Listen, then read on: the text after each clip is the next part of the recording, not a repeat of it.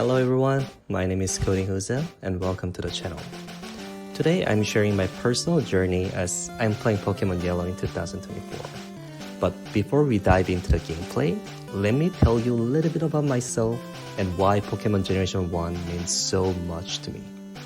Growing up in South Korea, Pokémon Generation 1 games, Red, Blue, Yellow, were never officially released. There were no commercials, no Pokemon cards, and no products in stores like other countries. But Pokemon still became a cultural phenomenon. It all started in July 1999 when Pokemon animation started on TV.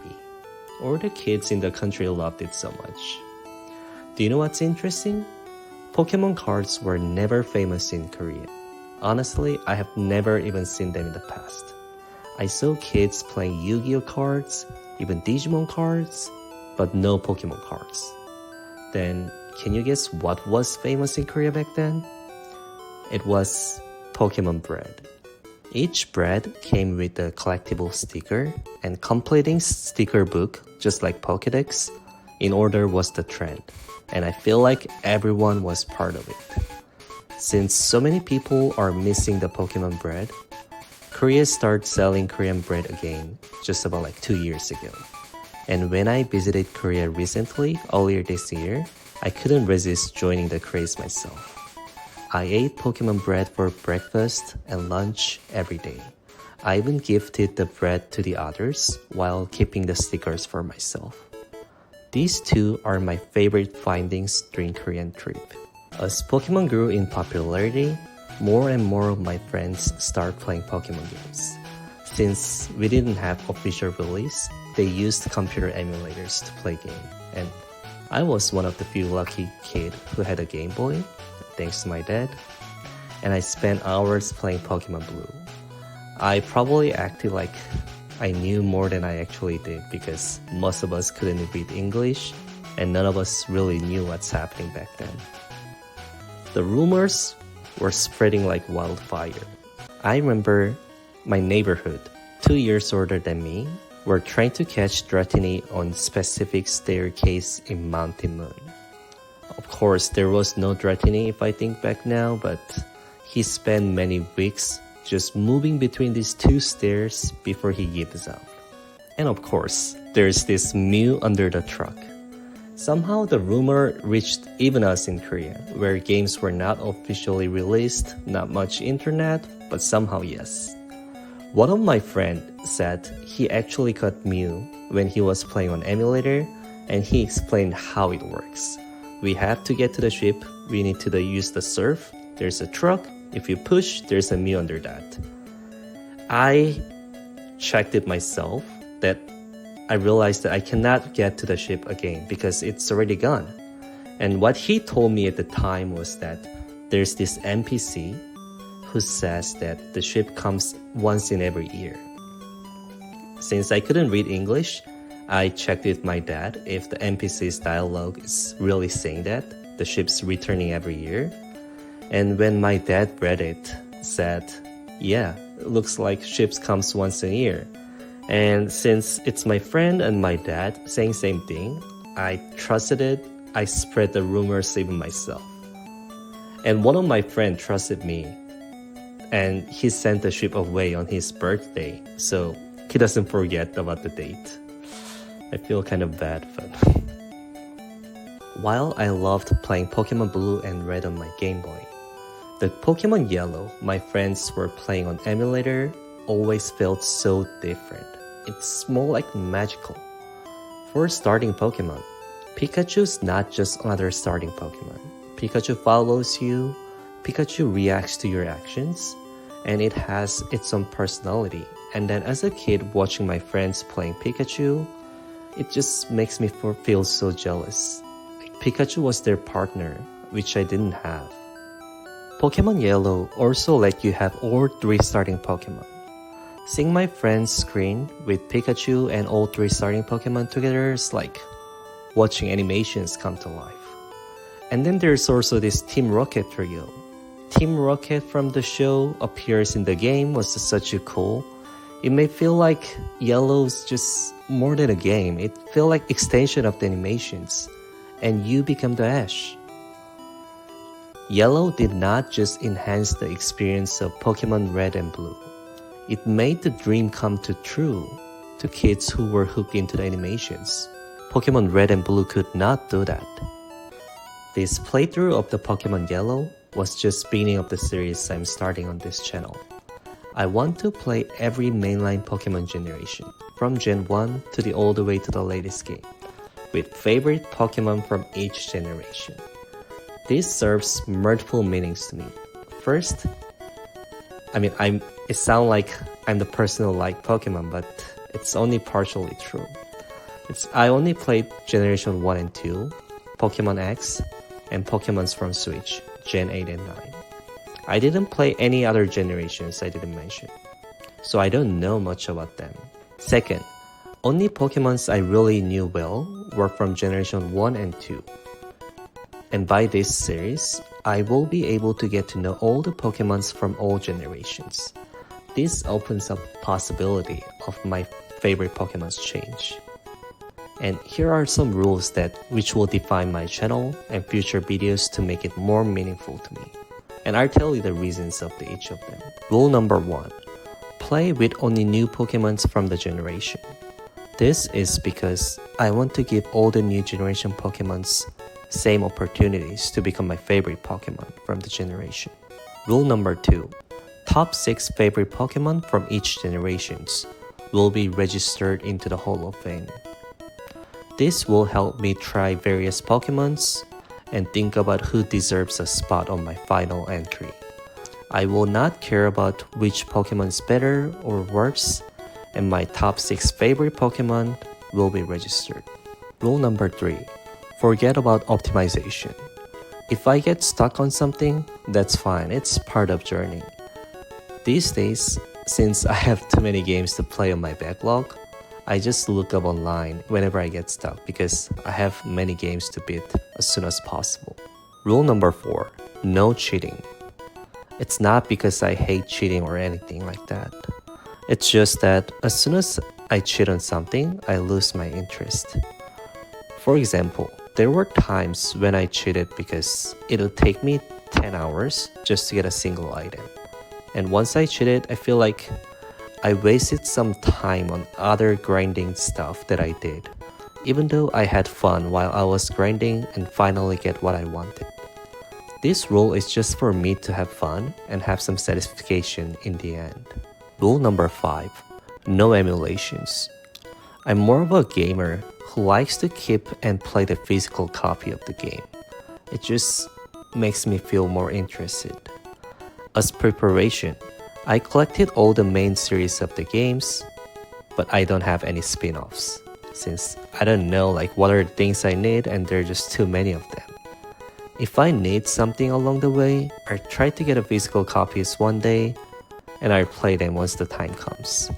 Rule number 6, last but most important stuff. Relax and enjoy the journey one at a time.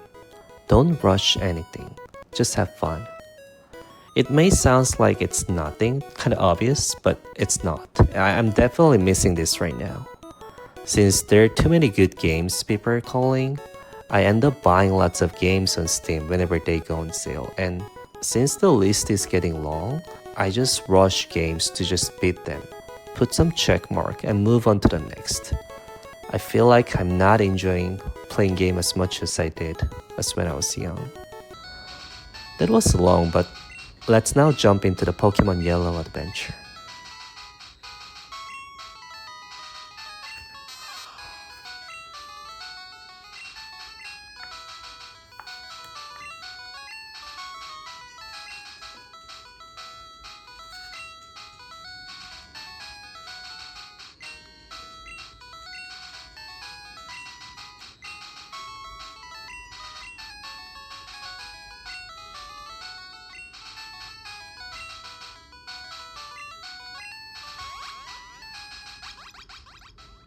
Our adventure begins at Pallet Town. As soon as we try to leave Pallet Town, Professor Oak stops us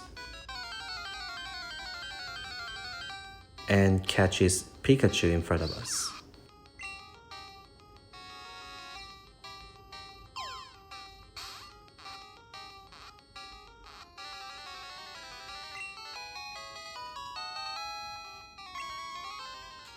Professor Oak says it's dangerous to go outside without Pokemon and we need one for protection.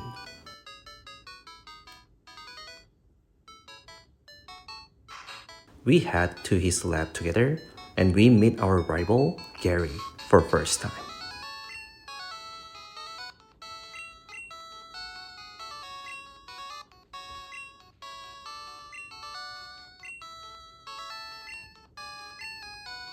As soon as Professor Oak tries to give out Eevee, Gary steals it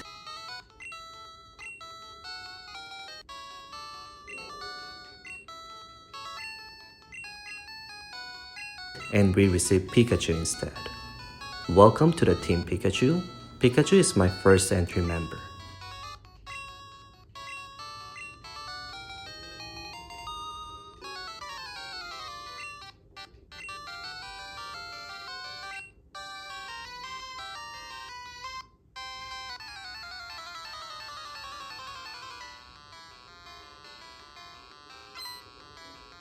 Then we have our first battle.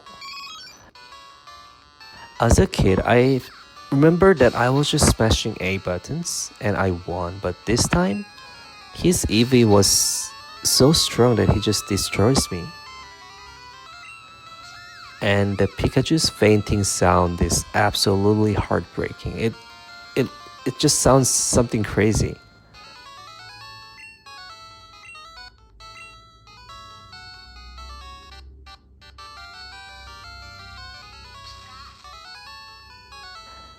After the battle, Pikachu pops out from the Pokeball and refuses to go back in.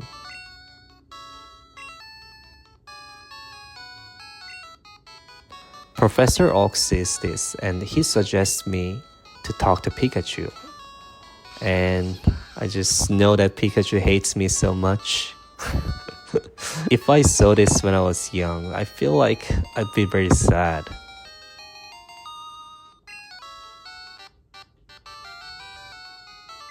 After we deliver Professor Oak's parcel, we officially receive Pokédex. And here's something I didn't notice. Professor Oak talks about how completing Pokédex was his dream. But now he says he's too old. He's now asking Gary and me to just complete it for him. As a kid, I feel like it's just another task to do, just something with completing gym badge. As an adult, it just feels different.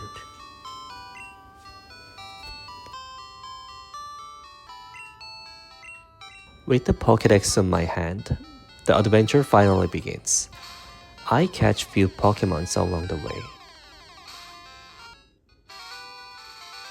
And I face Gary without expecting to see him here.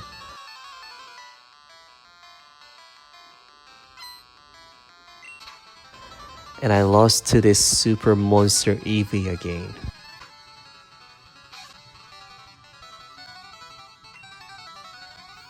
And of course, Pikachu still hates me.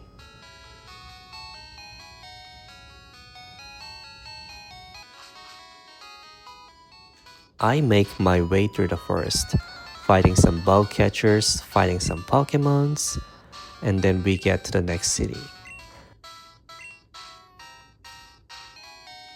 At the Pokemon Center, I meet Jigglypuff that sings and Pikachu falls asleep.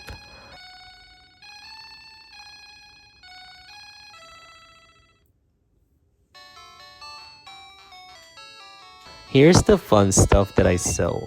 When Pikachu falls asleep, it stops following you. It's just a small stuff, but I thought this was really cute.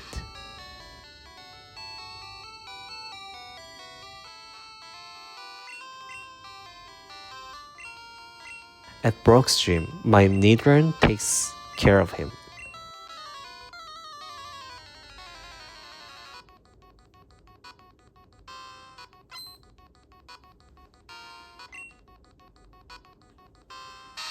And yes, we got our first gym badge.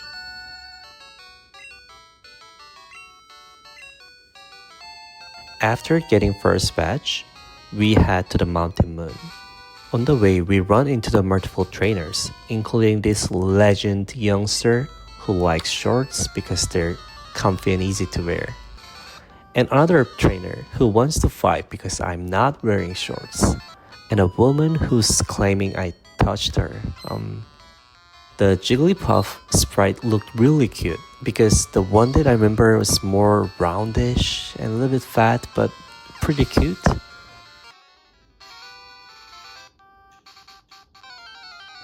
After beating all the trainers and before Mountain Moon, we catch our second entry member, Sonic. Inside the cave, it's a battle against lots of Zubats, but I make it through. I defeat Nerd and receive a fossil. Then I face against Team Rocket Trio. Seeing them in the game feel like enemy come to life. Moments like this are what makes Pokemon Yellow so special. It's really good to see them.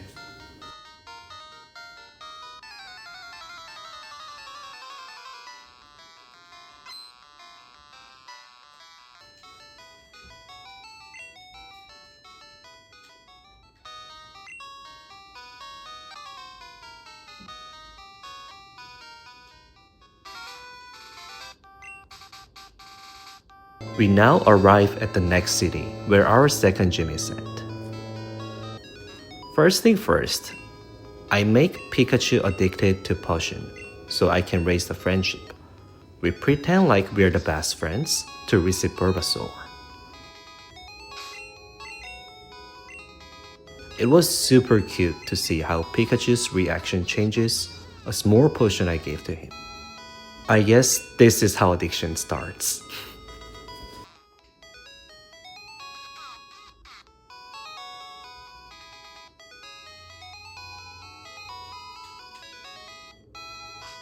We first head north. We see Gary again, and no, not again. Sonic beats Eevee this time, and give us the first victory.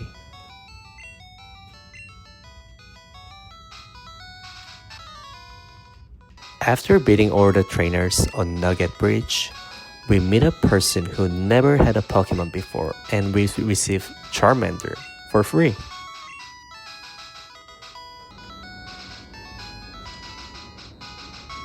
We beat most, but not all, trainers and face this weirdo, Bill.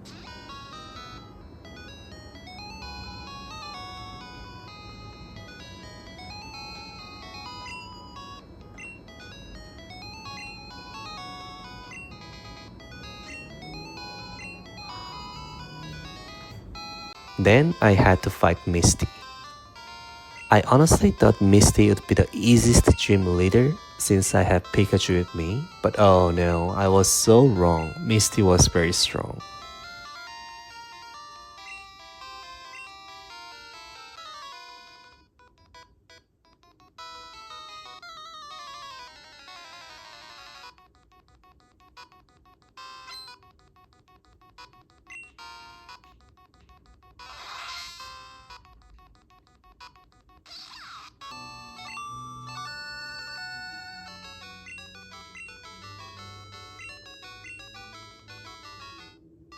It seems like we're down on the second town, but we're not.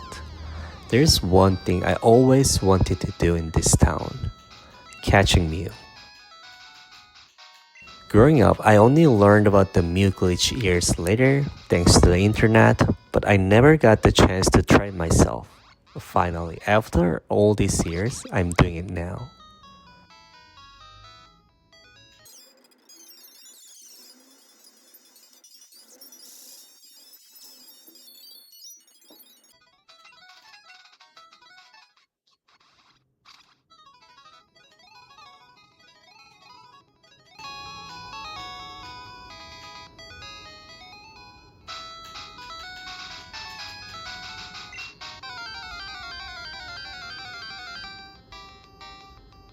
And let me tell you this, it just felt so different than just knowing how the things work and just catching it myself. Mew is my third entry member, and we have 3 more spots left.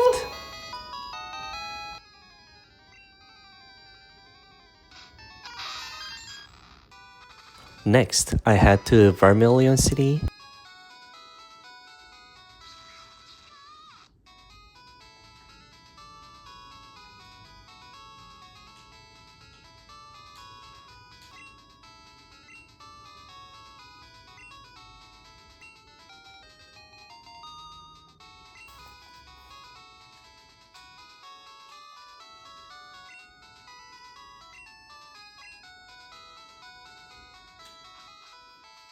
And we board onto the ship.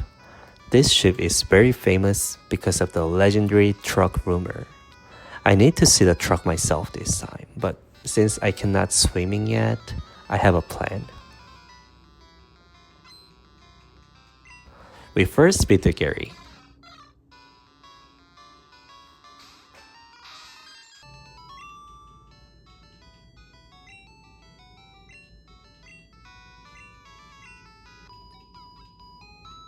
We get the cut from the captain. Then we lose battles to trainers on purpose. This will allow us to leave the ship without ship leaving us. I'll see you later, and I'll check the truck myself. I then head straight to the gym. This gym is filled with electric type Pokemon, and Sonic was in a god mode. Nothing could even hurt him. He destroyed everything and we got a gym badge. That's the third one.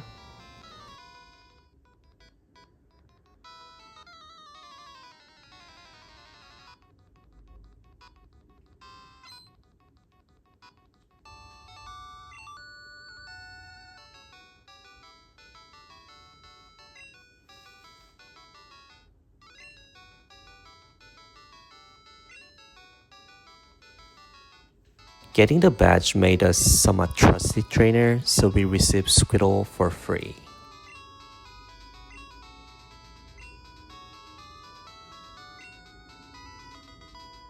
After the gym, I head to the east, where trainers were there, but my progress was blocked by the sleeping Pokemon. The path forward is blocked, so I decide to go to the Diglett's cave instead. In this cave, something amazing happened. Sonic finally evolved.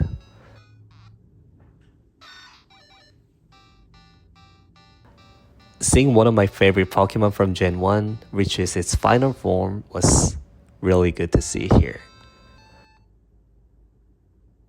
After getting out from the cave, I trade Mr. Mime. If I didn't have Mew, and if I had an extra space on my entry, I probably consider adding Mr. Mime to my party. He's such a cool and underrated Pokemon. We get a flash. We use the flash to get out from the dark cave. We now reach to the Lavender Town. This place is iconic for its haunting music and a Pokemon tower, a graveyard for Pokemon. When I walk into the tower, I meet NPCs crying because of their lost Pokemon, which adds some emotional weight. When I go to the upstairs, I encounter Gary again.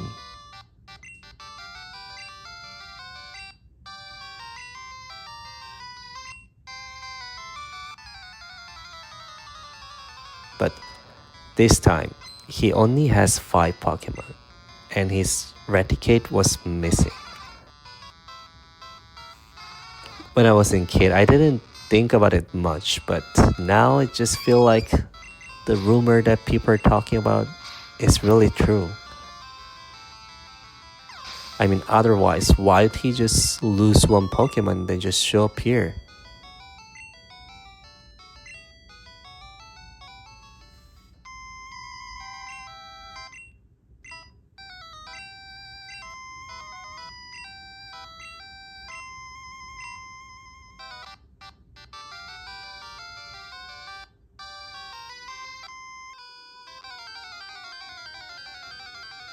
Once we try to go further higher, I'm stopped by a ghost. Without the Silph scope, I cannot proceed. So I leave the tower, I head west, I fight the trainers,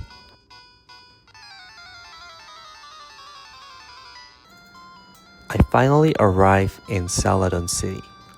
This city is packed with things to do, but first thing is first. I'm getting my EV because I want to get my 4th entry.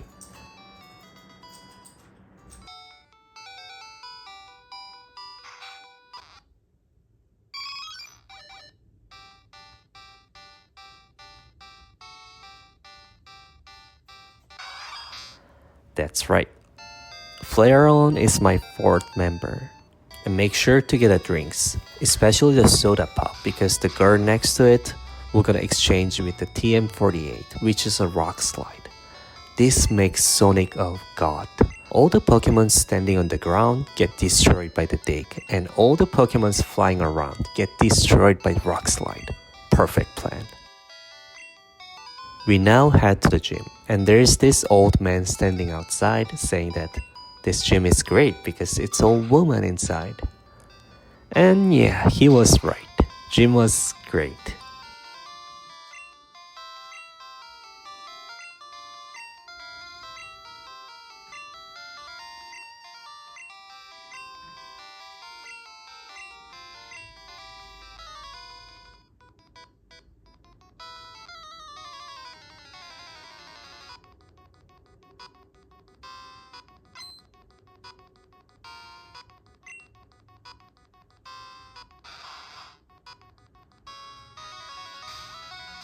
We face Erika and we get a badge.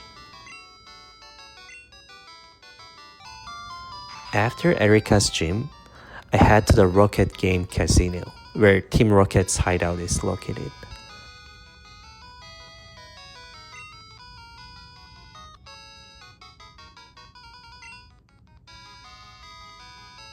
This is one of those places where I got stuck as a kid for so long because I didn't realize that I had to talk to Poster to open up the gate.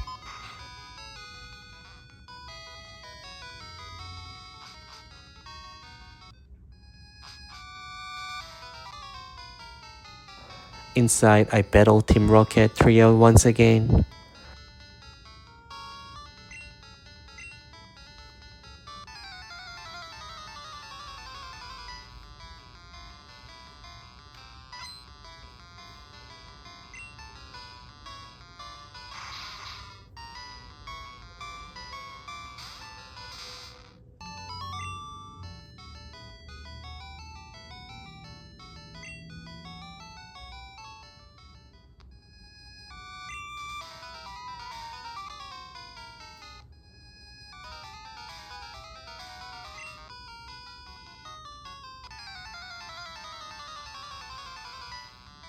And I fight Giovanni for the first time.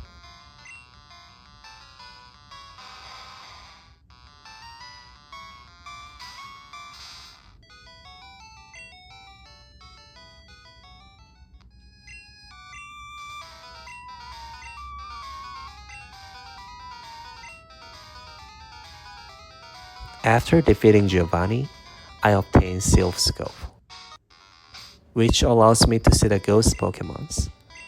Since we got what we need, let's head back to the Lavender City.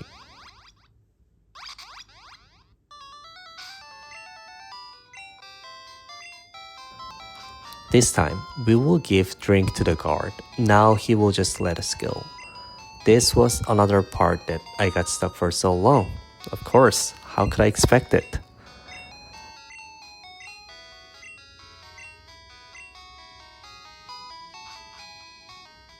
Anyway, when we get back to the graveyard tower, we can now see the ghost Pokemon. And I caught them.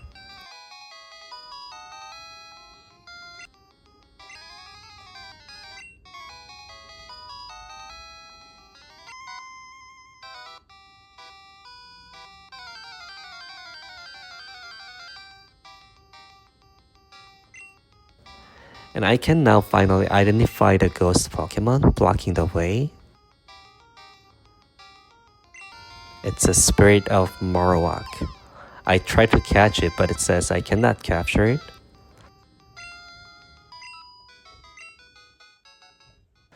And then it says that it's Cuban's mother. Yeah, that's sad.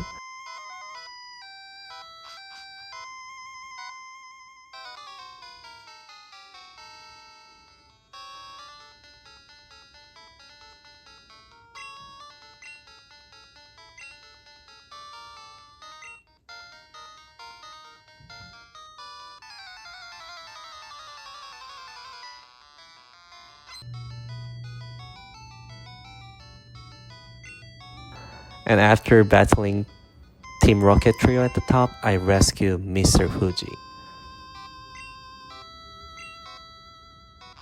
who gave me the Poke Flute. Before continuing, there's something I always wanted to do. It's trading for Gengar. Gengar was my favorite Pokemon as a kid, and even now, but I never had him. I didn't know how to get Gengar, so I had a really high level of Haunter, but Haunter never evolved. Gengar is only obtainable by trading, and I had never done a Pokemon trading as a kid because most of my friends around me were playing emulator and I didn't know that trading was a thing. Now, as an adult, I can finally have 2 consoles myself and a link cable. The trade did not work at the first. I panicked so much, but I managed to fix it.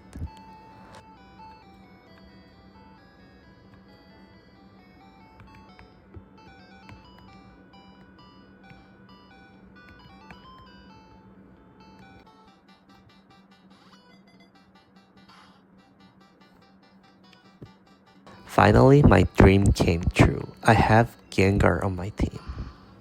After that, I returned to Saffron City, where the gym leader is blocked by Team Rocket. I decide to take the fighting dojo instead.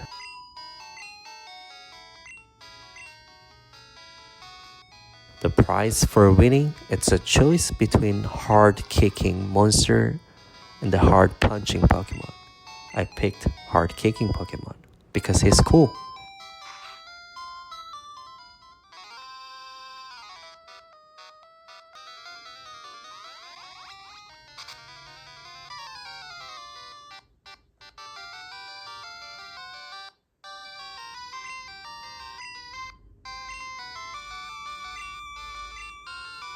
At Silph Company, I get to the top floor and Gary was waiting for me. And this time, his Eevee has evolved into Viridian. Gary knew that I had Pikachu since the beginning, and he evolved his Eevee into Viridian. This is just not acceptable. I'm sending out Pikachu to punish him. And yeah, my Pikachu lost again, and at this point, Pikachu probably hates me even worse.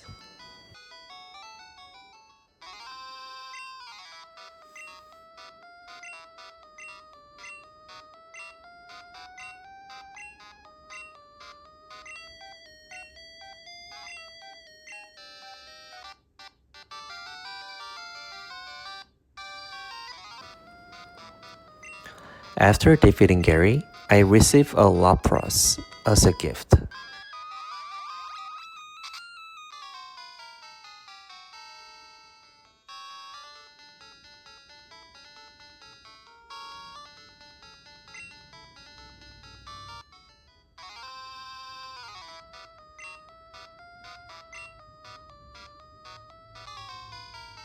And we challenge Giovanni again.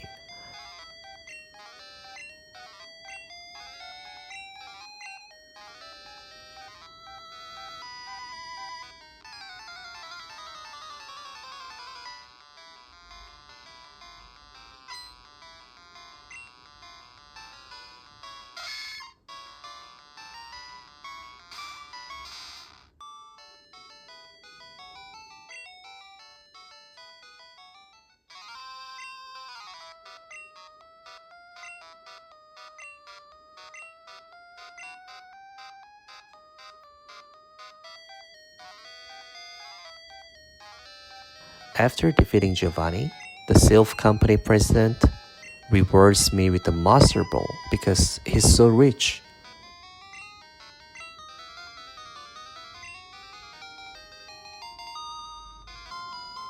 Since we got all the items to unblock all the paths, let's continue our journey to collect gym badges and catch more Pokemons. First, let me quickly grab Fly on the west of the Celadon city. Problem is that I didn't have a Pokemon who can fly. And I was wrong. I guess Mew can fly. Feels a little bit bad to ride on top of the Mew and fly around Kanto, but I guess that's what we will do.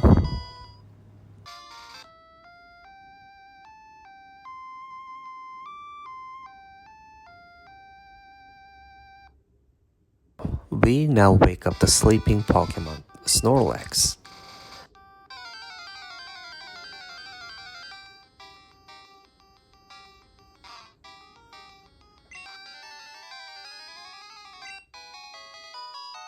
And we head to our next town, Safari Town. First thing we were gonna do is heading to the Ninja Master, Koga.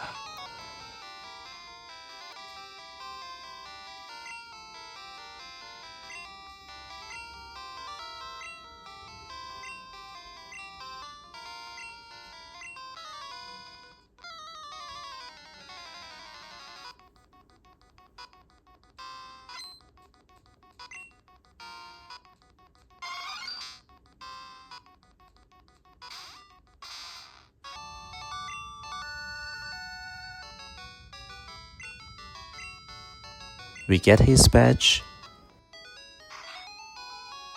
And there's this pool guy, I cannot understand what he's talking about. But let's not worry about him. Let's go get his teeth and come back to him.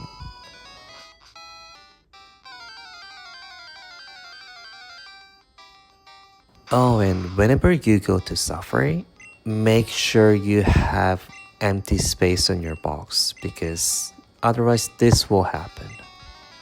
Once we get to the special house, we receive surfing as a reward. It's almost time for surfing Pikachu, finally.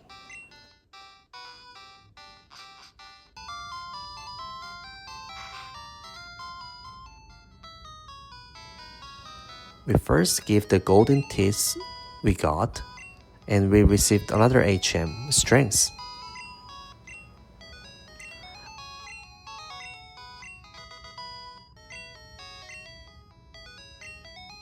I picked Mew as a Strength user because I want Mew to do something for me later. We now teach surfing to Pikachu. Pikachu cannot learn. I'm not sure why because I thought it's one of the special thing that Yellow version can do. The Pikachu can surf. Otherwise, why Nintendo put? The game intro had surfing Pikachu in the beginning of the game. Seems like Mew is the only one who can learn, but no, I cannot do that.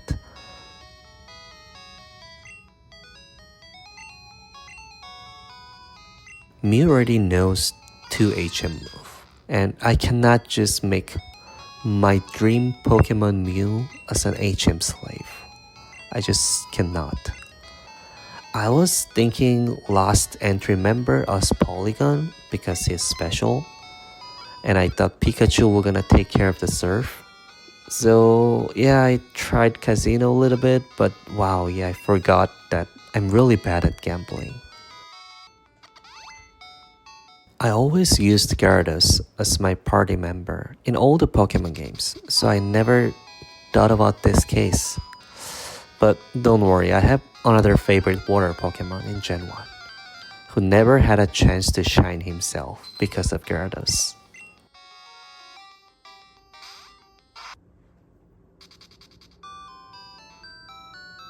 After catching surfing Pokemon, we now head south of the Pallet Town. Of course, we say hi to our mom first.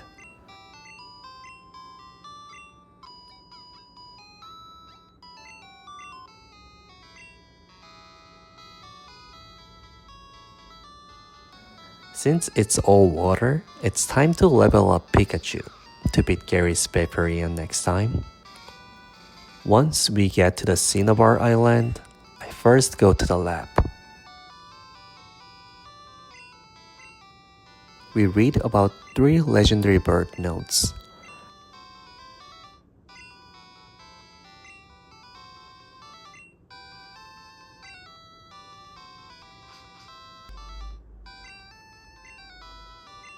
and we recover the fossil into Pokemon.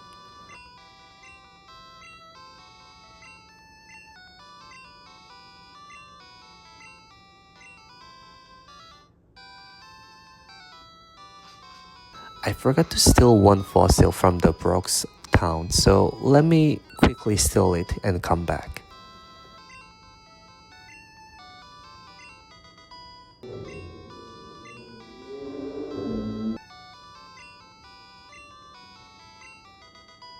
As a kid, I never figured out what the fossils are for, and I always stored them into the computer storage. So it's finally seeing them come to life just feels so good. Next, I head to Pokemon Mansion. Revisiting this place as an adult feels so different because I didn't know that there were notes about Mew, the birds of the Mewtwo, and how they name it. Only thing I remember about this place was the statue switches. I hated this mansion so much because I didn't know that I had to fall down from the floors.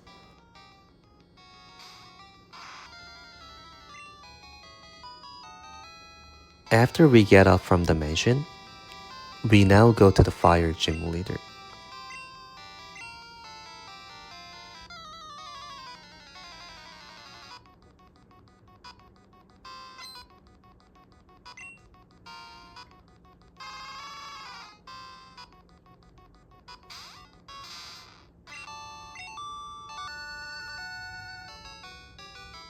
And we get his badge.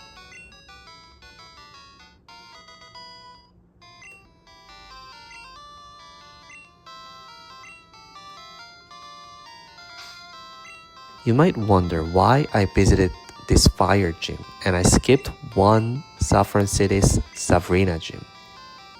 I actually tried, but her Alakazma wiped out my team multiple times, so I decided to come back after leveling a little bit. It's time for revenge.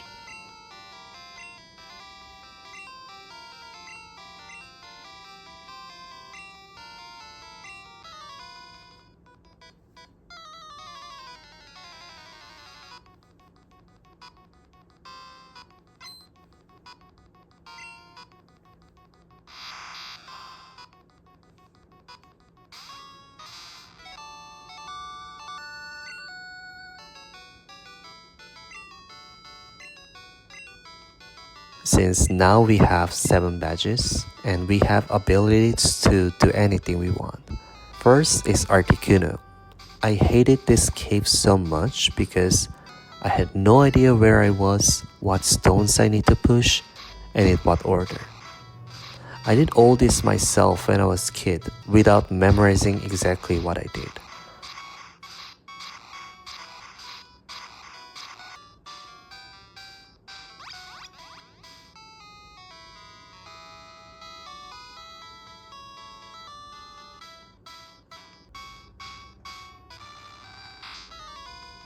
And by the time when I got to Articuno, I realized that I didn't have enough Pokeballs. And Articuno just refused to get in my bowl for so long, even after multiple retries. So I remember killing it in my Pokemon Blue and regretting the decisions for years.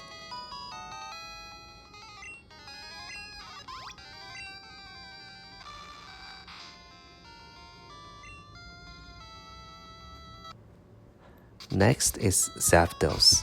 Well, this one was on me. When I was a kid, I didn't really know about the legendary Pokemons much, and this is the first legendary bird I faced. I got excited to find this new place after learning surfing, and there was just this bird sitting here. I remember I tried to catch, but he got burned and he just refused to get in my bowl, and he just decided to die. I didn't mind and I just re-enter.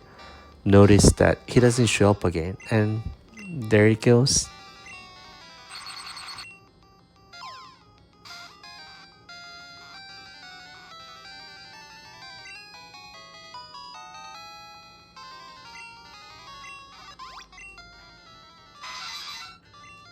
While I was on adventure, My Poliwag evolved, so I treated him with Waterstone to make him more cool. I mean, look at his face and punching motions with the marks on his belly. Yeah, he deserves a spot on my entry for sure. It's time. It's time to get the last gym badge. It took me more than 23 hours to get here, but I enjoyed every single minute.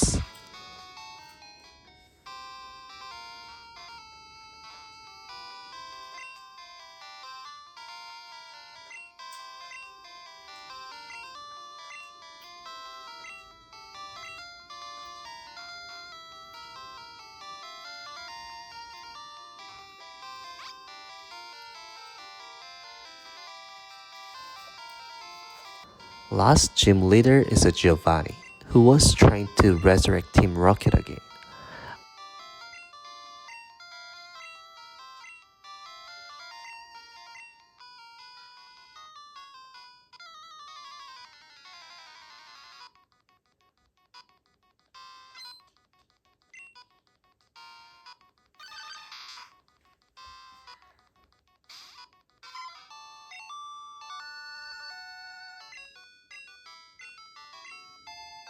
When I talk to Giovanni once again after a battle, he disappears. He says he gives up on Team Rocket. He will dedicate his life to the study of Pokemon. Who knows, he can be the next Professor Oak one day. Anyway, we are now qualified for Pokemon League. And let's head for it. On the way, we face Gary at exact same spot where we lost our second battle.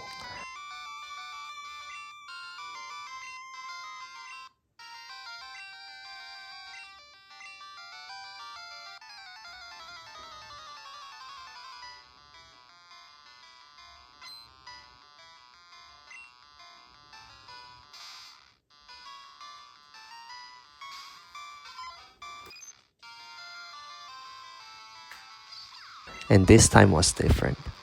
I sent out Pikachu against Vaporeon and tear him apart.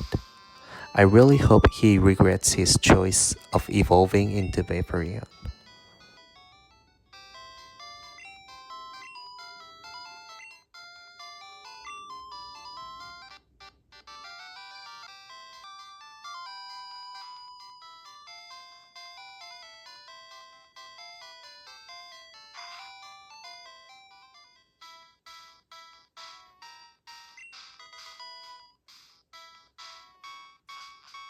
The moments of the guards on each gate, checking my gym badge, opening up, it was so satisfying.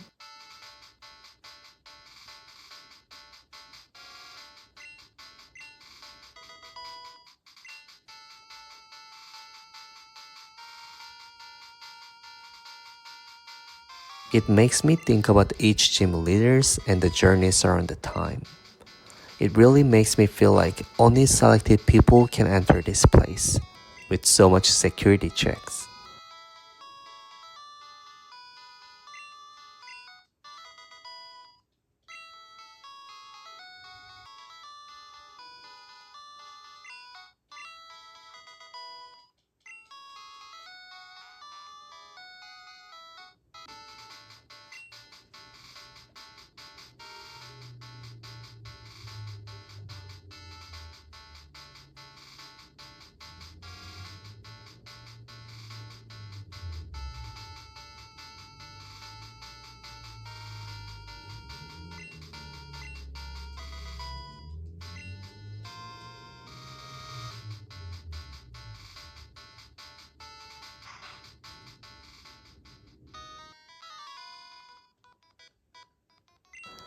Once we get into the victory load, we face some cool trainers and one of them had overstarting Pokemons.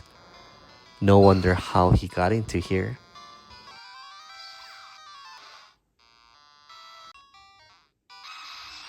We also faced the last legendary Pokemon, Moltres, and this was the only legendary bird I had when I was a kid. And I was so disappointed because it was worse than my Charizard.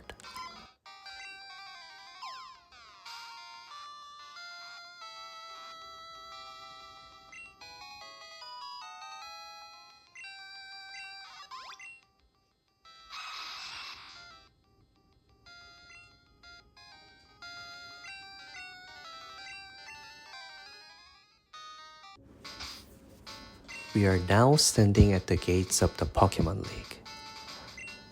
Before stepping inside, I take a moment to review my team. Each of my Pokémon has earned its place, and every move that they know were chosen with care. It's a team I'm proud of, and every single one of them did an amazing job.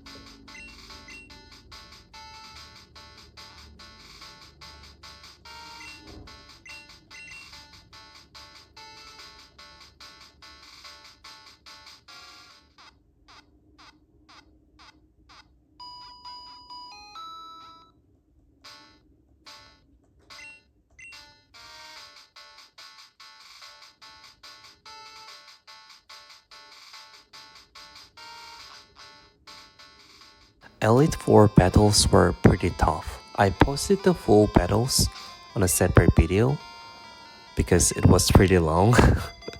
But yeah, I'll just say this on here. Every one of my Pokemon stepped up. No one just sit on the back, just get some EXP, and it's not just that one Pokemon carried everything. And it felt so good to see them working together as a team.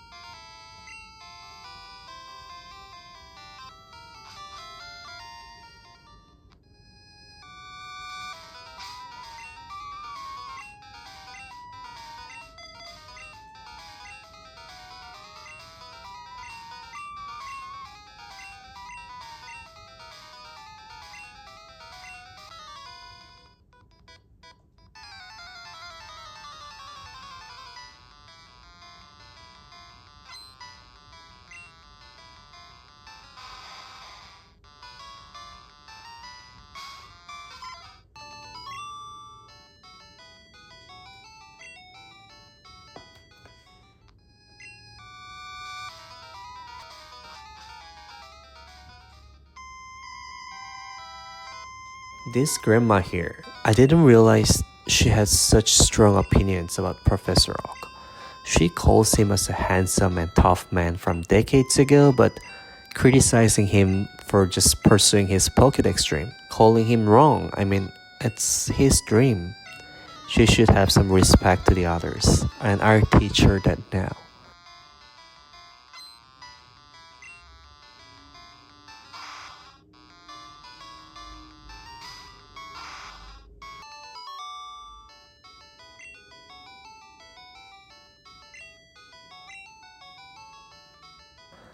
Yeah, as soon as she lose, she start respecting both me and then the Professor Oak. Problem is now solved.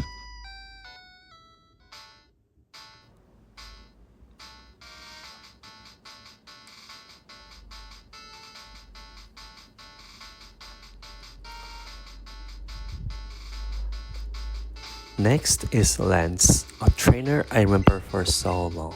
I'm not sure if it was Gen 1 or 2, but Lance was a nightmare to me. The Hyper Beam sound, the motions, the Dragoneers, everything just gave me PTSD, and younger version of me struggled so hard. I couldn't beat him with my Pokemon, so I had to find a Pokemon who could help me beating him.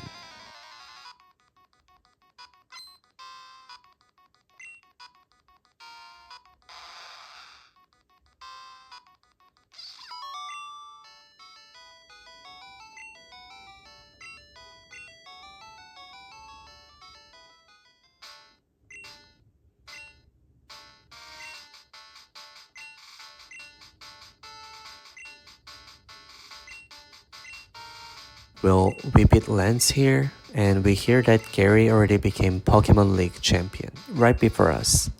So let's go talk to him.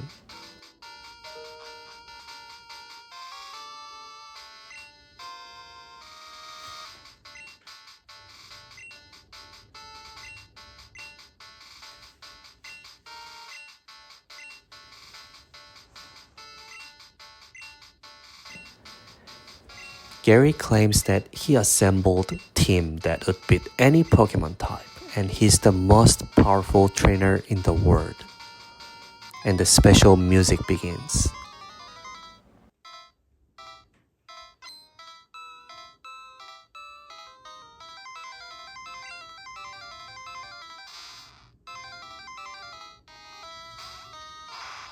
I really enjoyed how this last battle was set up, with the special music attached to only this single fight, and it's really good.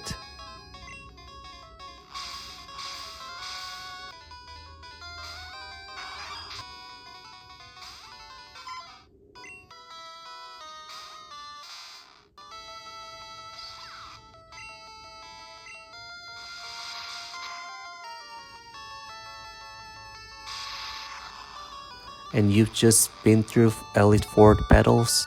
Beating the last champion battle was really satisfying and enjoyable.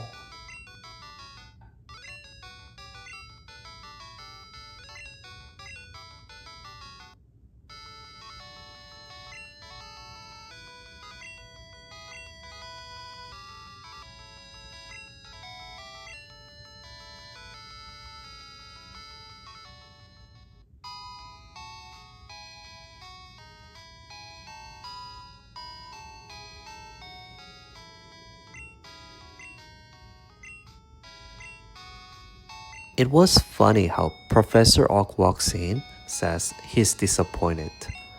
He came here as soon as he heard that Gary became a new champion, and by the time he got here, he already lost.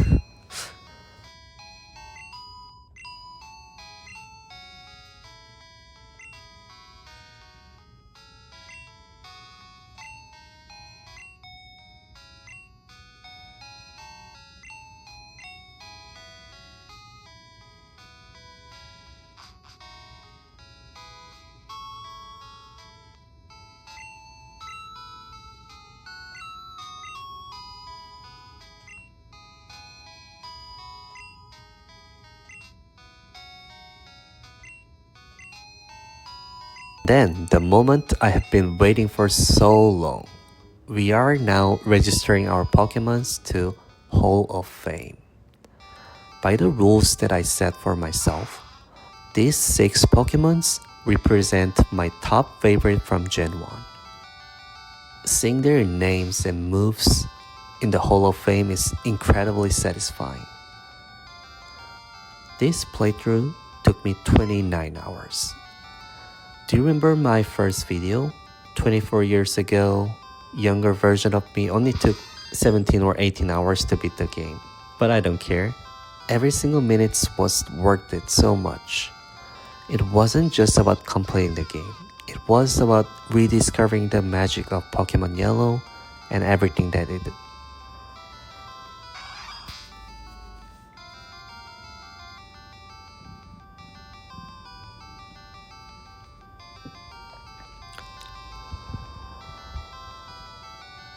It took longer compared to my 24 years ago save data file, which only had 18 hours. But I really had a fun time playing Yellow this one. And I never had a single time where I feel like I'm wasting time. You know, there are games or movies I loved when I was young, and when I watch or play them again later, it doesn't hold up. But Pokemon Yellow, it exceeded my expectation. I'm so glad that I started my Pokemon journey on this channel with this game. The one that started it all and holds so many memories for me. Of course, this is not the end. Beating game is just one part of the adventure. There are still more things to do. Catching Mewtwo, completing Pokédex, and more post-game contents. Thank you so much for watching, and I'll see you in the next video.